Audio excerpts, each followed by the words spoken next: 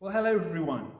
You may have seen the video that we made at the start of July explaining how our services would work.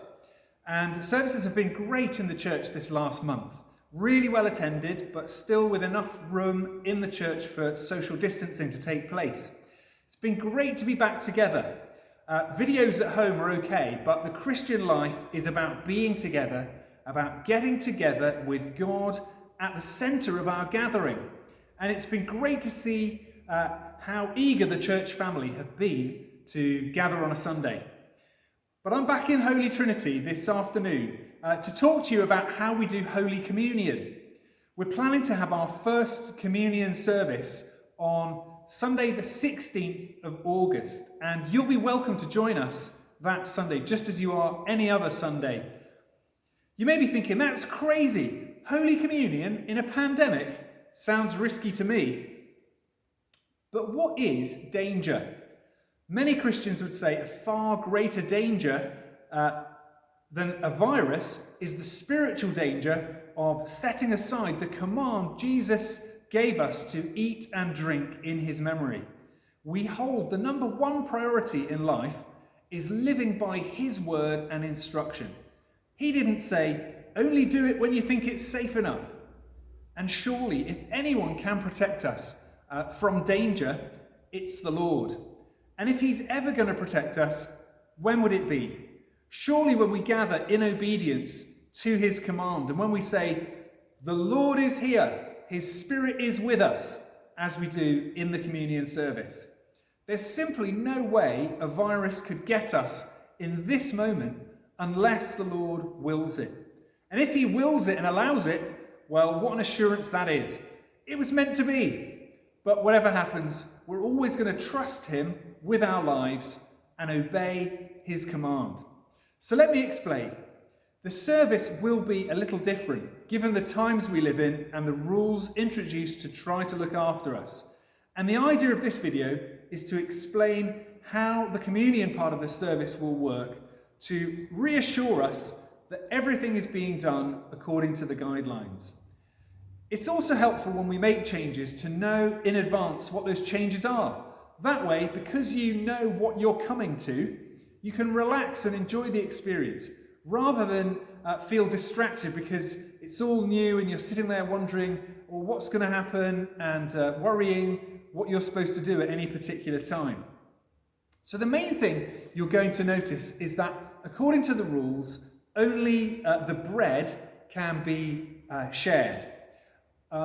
As the minister, I'm allowed to take the cup and receive the wine, but otherwise it's just the bread for the rest of the church congregation. Now, I know that some in the church would have been quite happy to take the wine, but the rules prohibit us from drinking from a common cup. But don't worry, for many generations, faithful souls in this country received only the bread, and the blessing of communion that Christ to us was the same to those people through the bread, even if they wanted to receive the wine.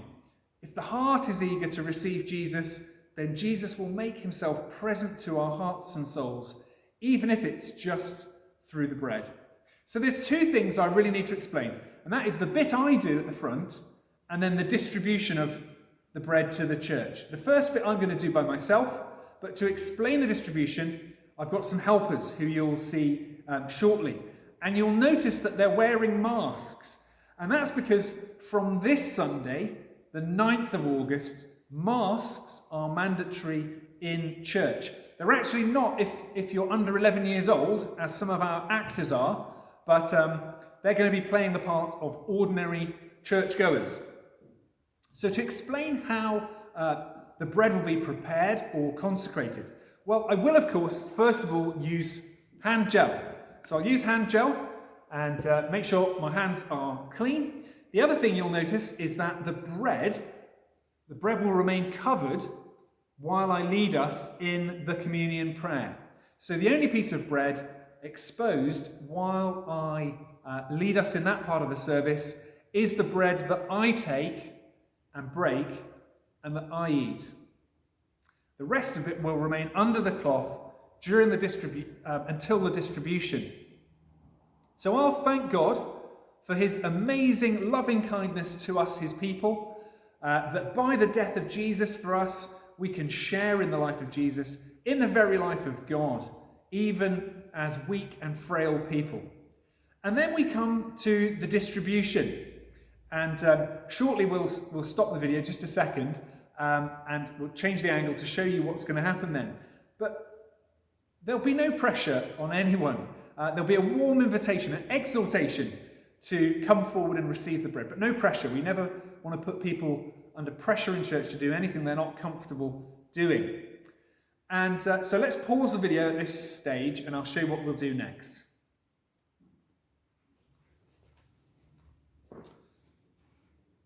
Okay, so to prevent lots of people coming forward at one time, you'll be asked to remain seated until you're invited forward.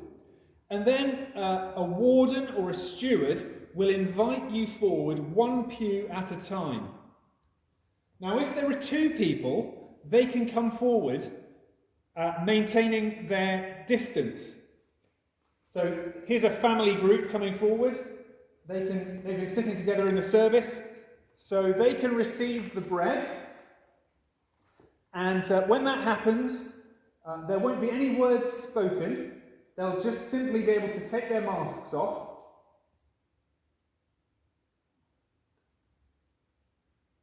And then I'll place the bread in their hands, avoiding any contact with their hands.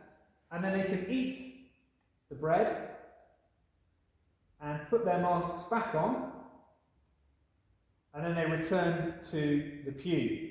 And then the next person who's been waiting at this cross, marked here on the floor to ensure we keep our distance, will come forward and she'll take off her mask and then she'll receive the bread and then return to her pew. And so forth until everyone has been able to receive communion.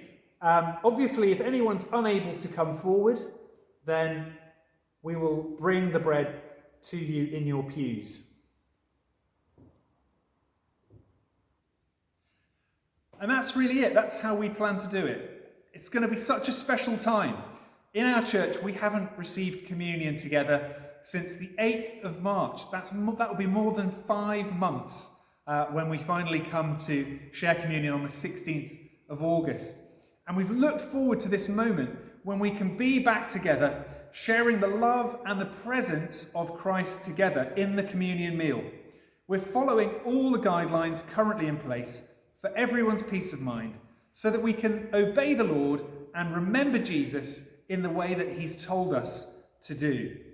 But in the end, it's not safeguards and procedures and precautions that give us confidence to take communion. It is the Lord Jesus himself. He's the one assuring us that there's more going on than just handling food and eating bread. He's here, our defender, our sustainer, our very life. So come to church on the 16th and join with others as we have opportunity to feed on our life-giving, life-keeping, sustaining Lord.